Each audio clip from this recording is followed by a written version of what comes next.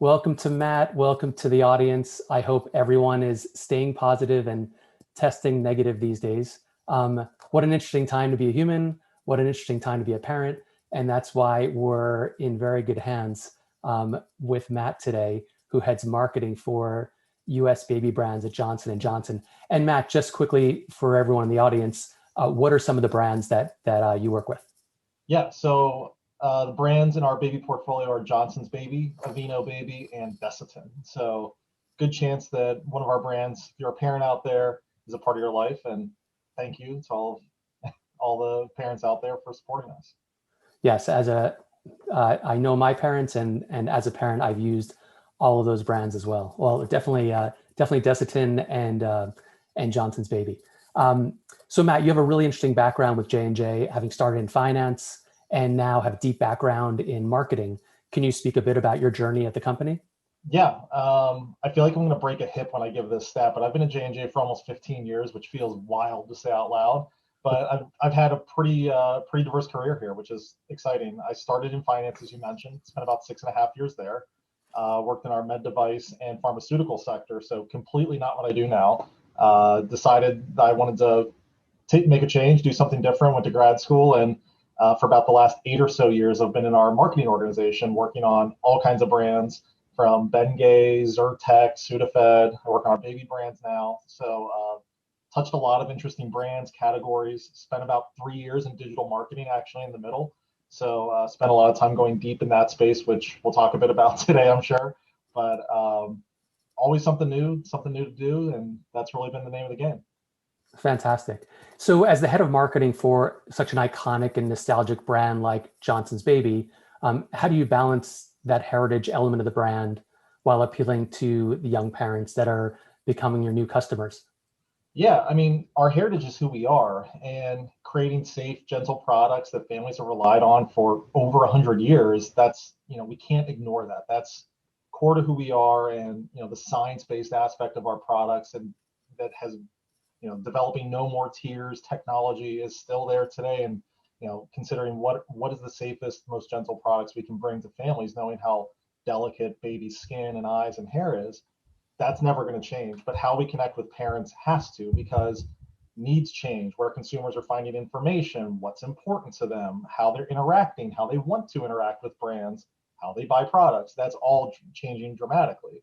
So that's really where our changes and pivots have been, and thinking about how are we showing up to modern consumers.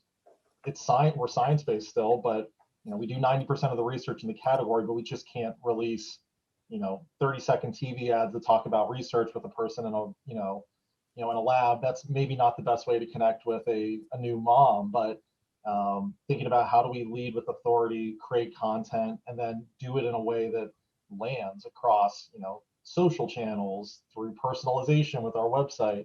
How do we provide guidance, knowing that parents are often scared and have doubts? Like, how can we be a solution to them, but in a way that makes sense?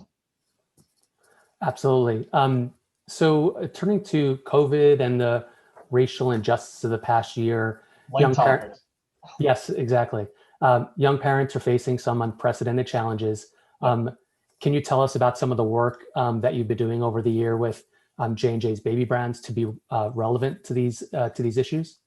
Yeah, I mean, 2020 has been a whirlwind, and you named a couple of the big, really scary and difficult things that we've all been dealing with for the last, year and beyond. But really, really highlighted in the last year in 2020, and still today, obviously. So we took a step back and thought about how is all this affecting our consumers. So obviously, everyone's impacted by these topics in one way or another, but we really realized that our consumers, and specifically new parents, were really acutely impacted by what was going on in the world around them. And what was really important to us and to my team was just having a purpose isn't enough. Talking about it isn't enough. Posting something on Facebook that, we're here for you in these unprecedented times, or, whatever nonsense that goes on. We had to take real action because our consumers needed real help. So imagine being in the shoes of a new, expecting parent, a new mom, an expecting mom, and their partner, not sure if what's going to the hospital going to be like? Is there going to be a bed for me? What are the questions I need to ask my doctor? Do I need to get a COVID test before we show up? Can my partner even show up in the delivery room with me? So, we knew that these were very real concerns. So talking about, COVID first, parents needed help. And, if we ignored that, that's, we're not doing our job. So what we did was we partnered with Meredith on a COVID guide, essentially, that provided answers to these questions. So guides on, here's a list of questions to ask your doctor before you go to the hospital. Here's what to expect. Here's an interview with a delivery nurse on what it's like in her hospital right now. Here's a interview with a parent or some parents that just got home from the hospital, and what was it like in their own words, just to reduce some of that confusion, that anxiety that you think you're stressed out. Imagine having to go to the hospital and in already a stressful situation and worry about a pandemic. That's a lot. So we were really committed to doing something that really helped. And what was exciting was, we kept the goal of help first. Like, we're not trying to sell product. You're not going to see a lot of branding on the content, things like that. Not a lot of, buy now, get your Johnson's baby wash now sort of stuff. But, it was from us, but that's not top of mind to parents right now. So we focused on what matters. And we saw huge response, which is incredibly rewarding. I mean, it's exciting to see response to your marketing efforts and to see things land, but to see things land in a way that, lets you know that you helped people and you helped your consumers in a very real and tangible way is super rewarding and something that we're incredibly proud of. With, racial inequality, that's, let's pile on with another incredibly difficult situation and a really ugly situation that's going on. So that's one that's going on. It's right now we have a partnership with Scary Mommy and the Dad and Fatherly that is creating content around helping parents answer some of these questions on how do you talk to your kids about these topics, and really focused on young kids, because that's a huge question that we found was parents didn't know, is there a way to talk to my 4-year-old about racism, which, that's a tough subject to broach for sure. But what we came up with in partnership with them and a number of experts and experts in the field were, resources around books to read with kids, activities, advice from experts, all sorts of content that's going to be, it's going live now. More's coming over the next couple of weeks, but, all again with the eye towards, are we doing things that are going to provide tangible help, real things that our consumers are worried about? How do we show up as not just, a brand selling product, but a part of parents' lives in a way that's meaningful and we can feel good about it.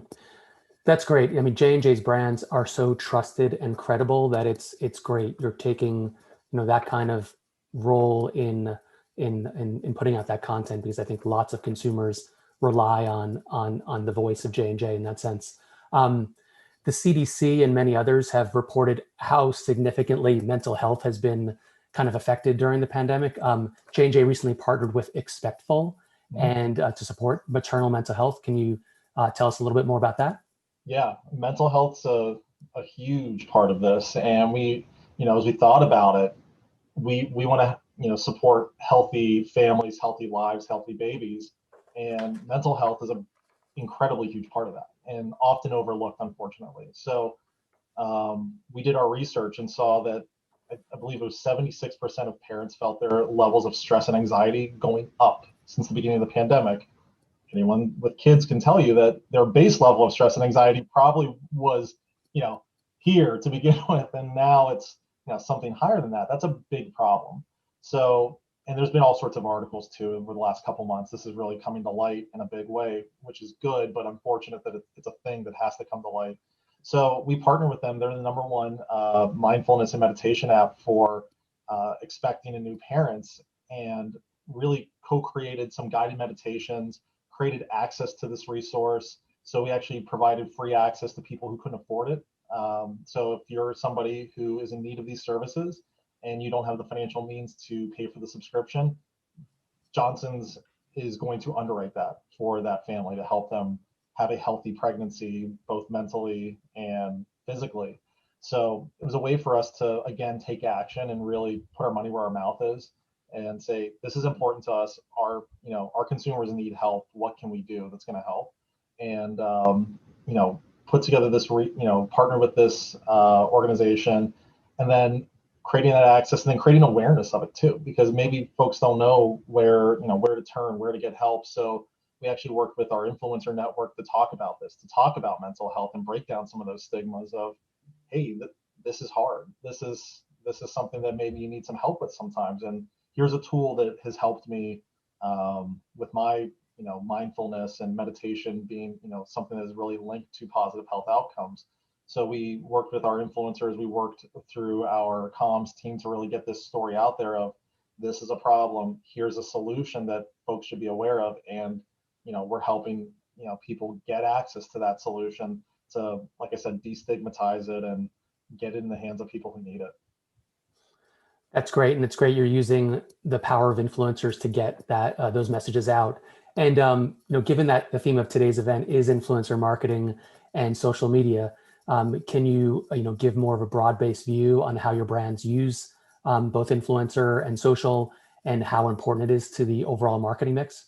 Yeah, I mean, for us, social and influencer is part of that. Is a lot of that lives within social media. Obviously, that's really become the core to what we're doing today, because that's where our consumers are. That's where they're spending time getting information, and it's a way for us to authentically show up. So there's a lot that goes into it. It's not just showing up and dropping our TV ads on Facebook, but rather it's a new way of approaching how we brief, how we're approaching shooting creative, to make sure we're creating for Instagram, or creating for Pinterest, or wherever we're putting our media and our content.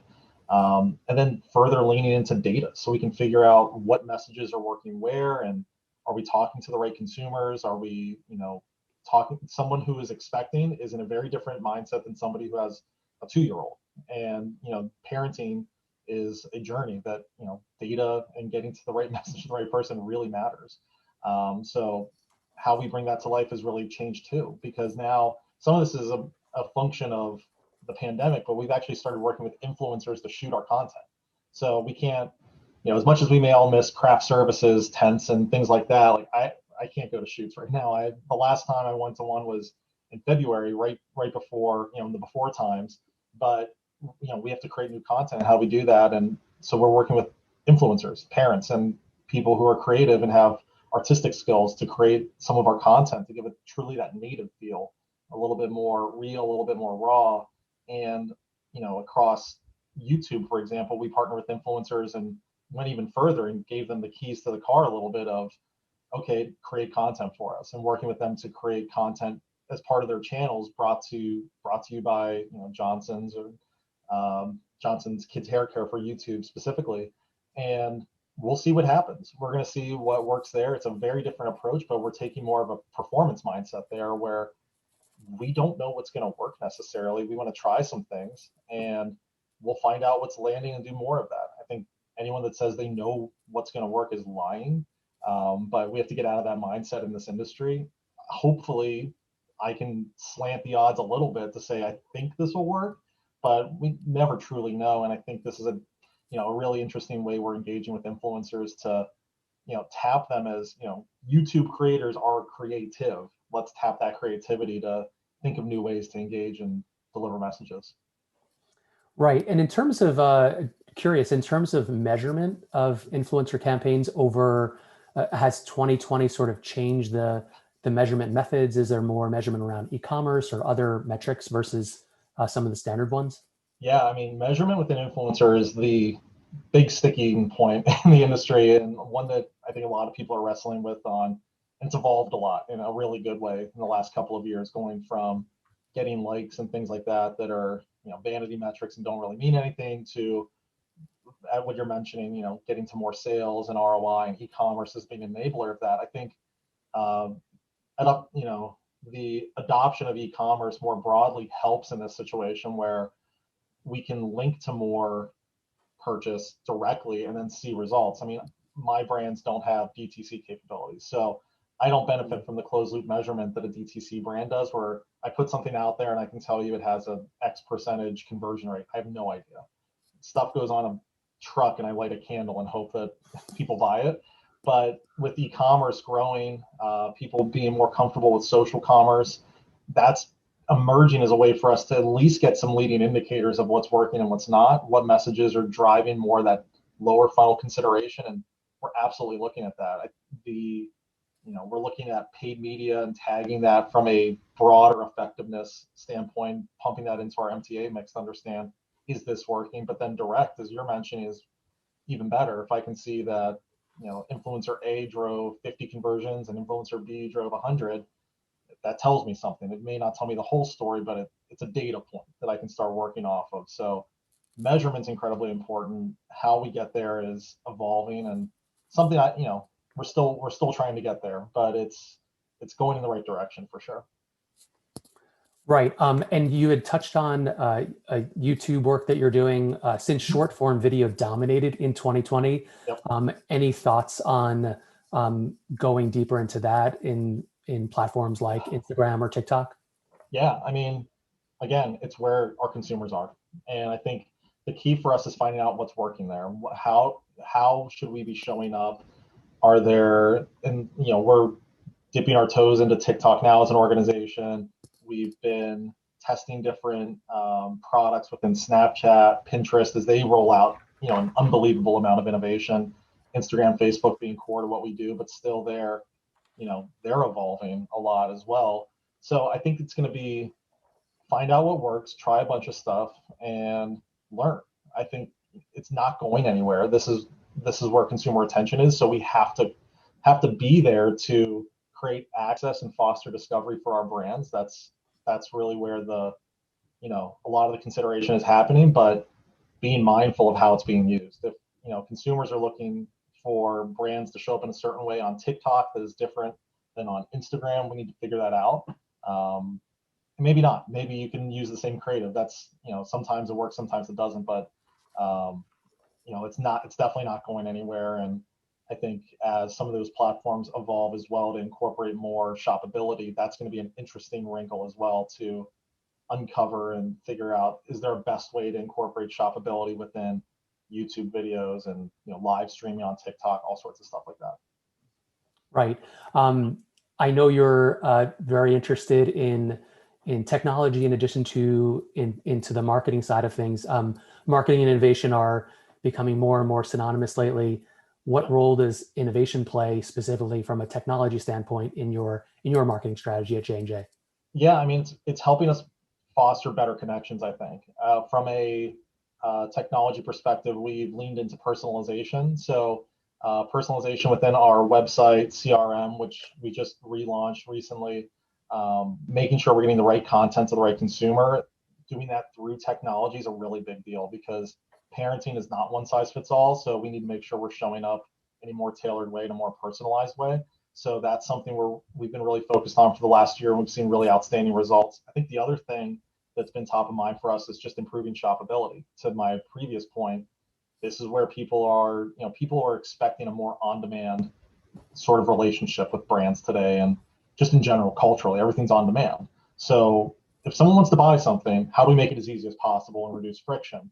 So we've invested in ways to improve that shoppability through some different partnerships and creating these experiences, providing us with some data to understand what's working and what's not.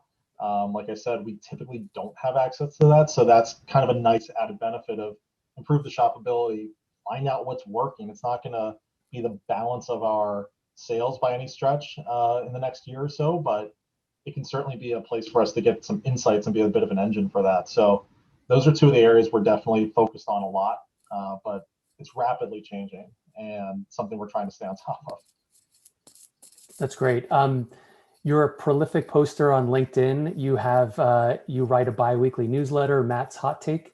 And I had the opportunity to check out your 2021 predictions on LinkedIn. Can you tell us what you mean when you say social commerce just becomes commerce, and how will virtual start to look more like reality?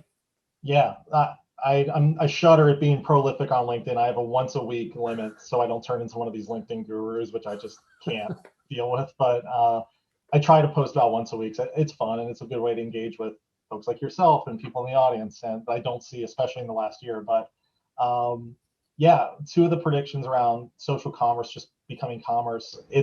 I think right now the infrastructure is finally here in the United States to see it actually take off. It's been huge globally. China live stream shopping is giant. It is a huge industry globally. It's about $60 million, I believe, $60 billion, excuse me.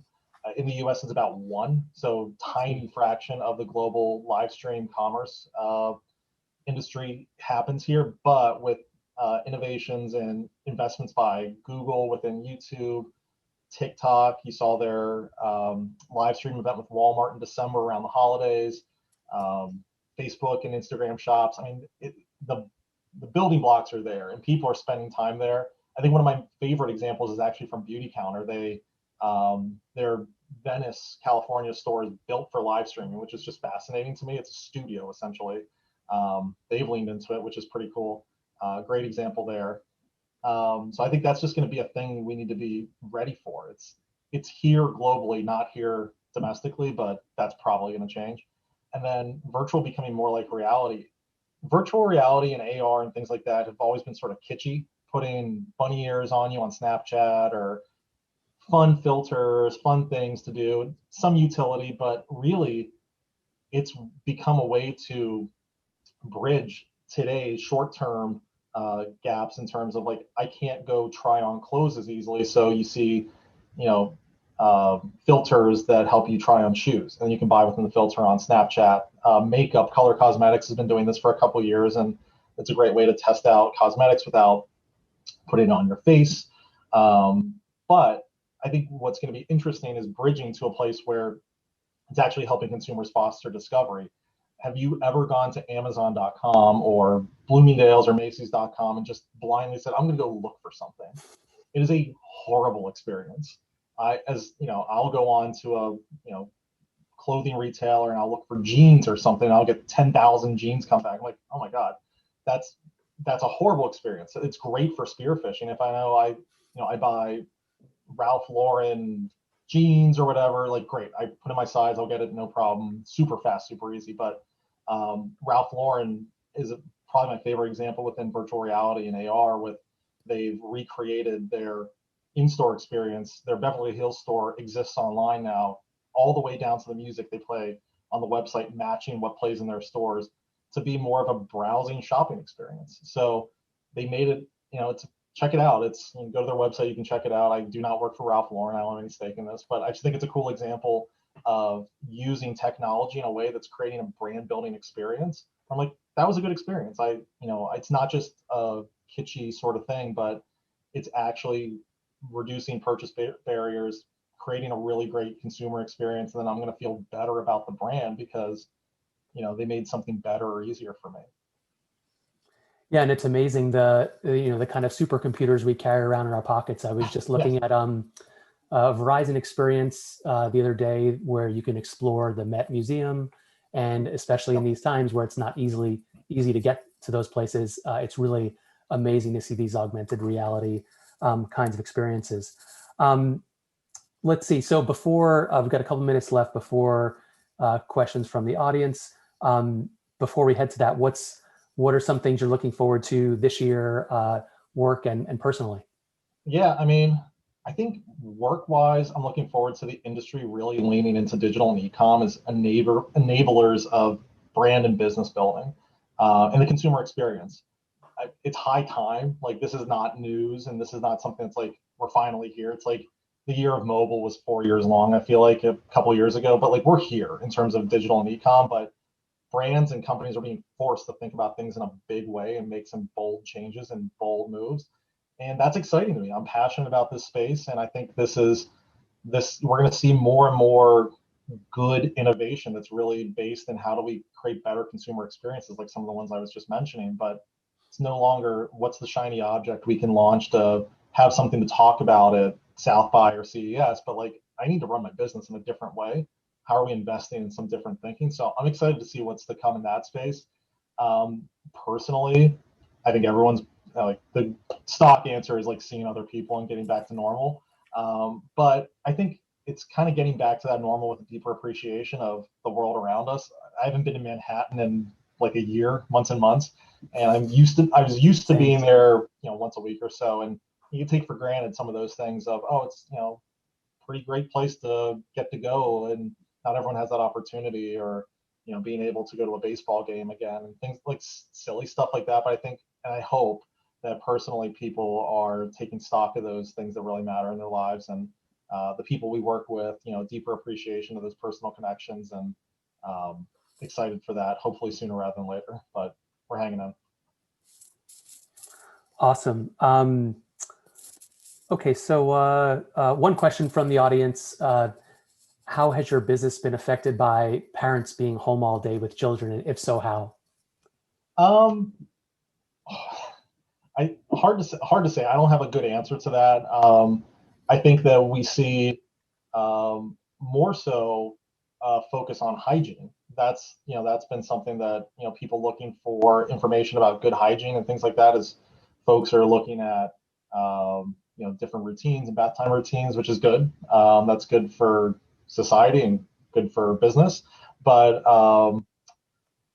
it's definitely a different dynamic. I think the thing that's been most impactful for us has been making sure that our communications are recognizing that very different situation for parents, being teachers, being people that are with their kids 24/7 in a world where they used to not be. So like stuff has changed. So making sure that our communications aren't tone deaf, that we're factoring in what reality looks like for a parent in 2020, 2021. That's been the biggest thing, honestly. But people still give kids baths and need lotion and all sorts of stuff like that. So that hasn't really changed so much, but I think it's how we talk to them, and some of the earlier points of what's important to parents today can be very different than maybe has been in the past couple of years. Great. Another question: what is a product? Maybe products. What are some products that have been affected greatly, either negatively or positively, during the pandemic for you? Honestly, baby wipes. We have a small baby wipe business, and hand and face wipes, and that early on just went off the shelves as everyone was looking for things to clean with, and that's just like that came out of left field a little bit. We haven't had, like, it's not like other categories where you have people buying fewer color cosmetics because they're not leaving the house as much or things like that. We haven't had that situation necessarily, but with people hand washing more and things like that, like your skin can get dry. So, we saw, people looking at lotions and things like that, but nothing huge. I think it's really, it's the cleanliness where people are looking for cleansing products and looking to do that. And then also, consumers have been looking for tried and true, and they've been looking for science. So they're looking for stuff that's going to work, especially with, germ cleaning and stuff like that. So people have been gravitating towards the brands they know for a couple of reasons. And one, I also suspect you don't want to spend as much time in a store. So I know what Johnson's is. I'm going to grab it versus maybe window shopping a little bit. So I think we've seen a little bit of the halo of the tried and true brands doing well, but nothing crazy dramatic like we've seen in some other categories. Great. Let's see some of the other questions here. What are the top focus points you look for on an influencer campaign? An influencer being actually influential in what we're talking about. So not just somebody with a bunch of followers, but do they actually have something to say here? And they use the product ideally. I think where possible, where we can create lasting relationships. So it's not just a one and done. I think it's really hard to do equity transactionally. So how do we foster relationships, create these situations where they know us, we know them, and they become parts of the family, so to speak. So I think that's something we also look for. And then making sure there's a way to measure success. So how are we measuring what good looks like? Is it sales? Is it equity? Is it add to carts or app downloads? Whatever it is, we have something in place that we can gauge what's working and what's not. Great. Another question: what influencers do you follow? Any good TikTokers? Oh, I don't know about good, but a lot of nonsense. I'm a Peloton rider, so I follow all those guys. for some daily motivation and tips and things like that. So I enjoy all those guys. They do an incredible job at that company. So they're on my feed for sure. And yeah, I don't a lot of nonsense, like a lot of hobby sort of stuff. So sports and video games, things that are really highbrow stuff. So nothing too crazy. A question that always seems to come up a lot in for brand innovators is in the audience. There's a lot of young professionals who are Yeah. just starting out on their marketing careers or want to break into marketing. What advice do you have for those kinds of folks? Yeah, I often get asked this, and I think what I've thought about a lot over the years, and from my own personal experience, and frankly personal mistakes of how I thought about breaking into it, the top thing I would say for anybody out there, and especially to career switchers like I was don't apologize for your background. So who you are and your experiences, your work experience, your life experience, that's what makes you special and makes you great. So like lean into that.